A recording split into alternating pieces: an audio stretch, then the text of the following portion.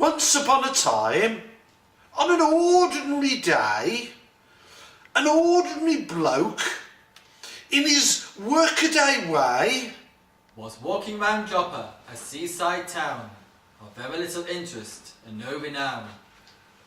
Jonah was the name of this typical guy. He was very much surprised when, up in the sky, the voice of the Lord boomed out of a cloud, extraordinarily clearly and extraordinarily loud. Jonah, I got a job for you. Something extraordinary for you to do. There's a town across the sea. I've seen the sin of her. So please take a message to the town of Nineveh. 40 more dinners for the city of sinners. 40 days to change, or it's curtains for ninners.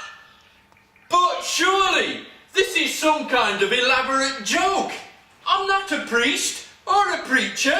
I'm just an ordinary bloke. You'll do. Says who? Says me. And you are? I'm God, so get yourself to Nineveh. Okay. Anything you say. Go. Jonah heard what God wanted. Jonah agreed. But Jonah was a yellow-bellied, cowardly weed.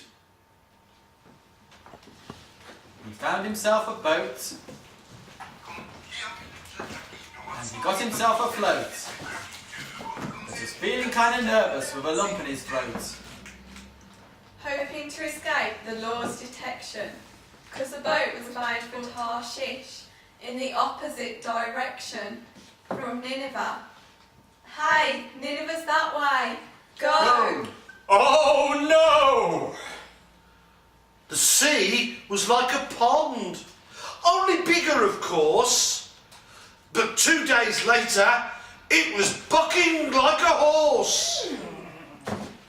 Crew were deafened by the howling of the gales, and the timbers were shivered from the keel to the sails. The ship was thrown about like a cork on the deep, but down in the hold, Jonah was asleep. Rock-a-bye, Jonah, in your bunk bed. When you wake up, you may well be Dead to the world, snoring like a drunk. He slept through the storm in his tiny bunk, till the captain woke him up and said, Get up and pray, that the Lord doesn't make this your last living day.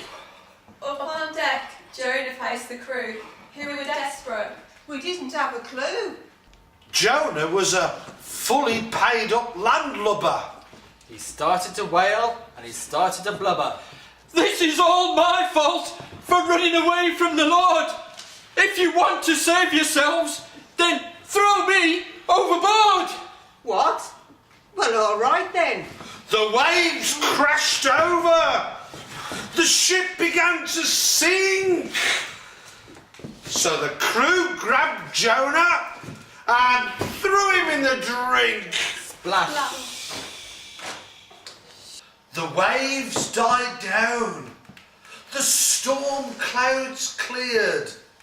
And quietly bubbling, Blub, blub, blub. Jonah disappeared. The crew gave thanks.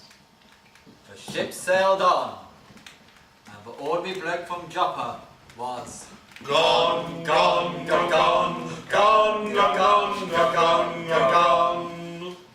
And that was the end of our mate Mark. 'Cause God sent along a great big shark. That's not right. You got that wrong. Oh. Would have been the end of this fishy tale if God hadn't sent along a great big whale. Oh. It swallowed him down, gulp, and the mighty fish swam with Jonah away from Tarshish. Jonah sloshed about in the cavernous bowel. Help! Help! Help! was his echoing howl. They play rugby in Wales, you know. and they have leaks in Wales too. Leaks? I'm going to drown! Not that kind of leak, you clown. After 3 long days, when time was a blur, there came a heave and a ho and a great big whoa. Jonah found himself face down in the sand, vomited forth in an unknown land.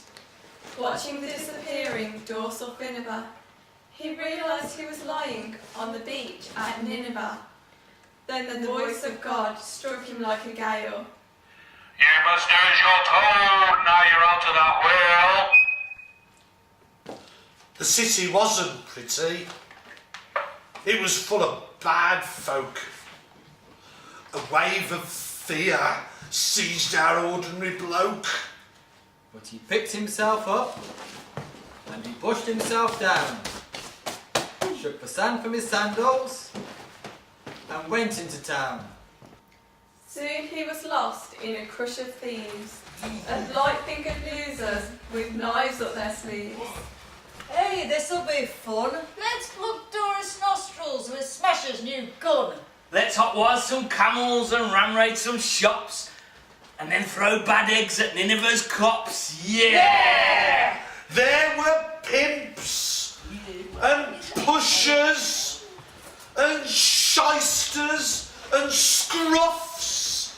Rubbed up, drunk and buffer than buff. Jonah lost his wallet, his watch And my rag! And 8 seconds later, Enough is enough! He stood right up in the noise and Nineveh, and preached in the market in the city of Nineveh. Ladies and gentlemen, ladies and excuse me, ladies and gentlemen, the crowd stood still. the Lord has asked me to express his not inconsiderable displeasure and his willingness to exact retribution at your, shall we say, reluctance to comply wholeheartedly with his inestimable will. What? Stop doing evil, stop doing wrong, start worshipping the Lord. You haven't got long, 'cause in 40 days' time, he wipes out this town if he doesn't see your conduct turned around. They still stood still. Everyone silent.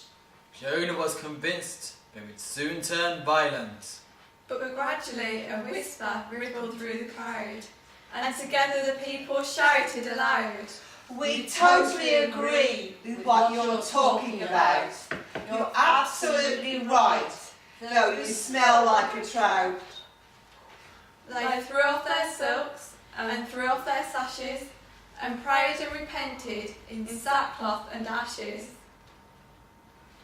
Jonah was introduced to the king of And asked to repeat God's words to Nineveh.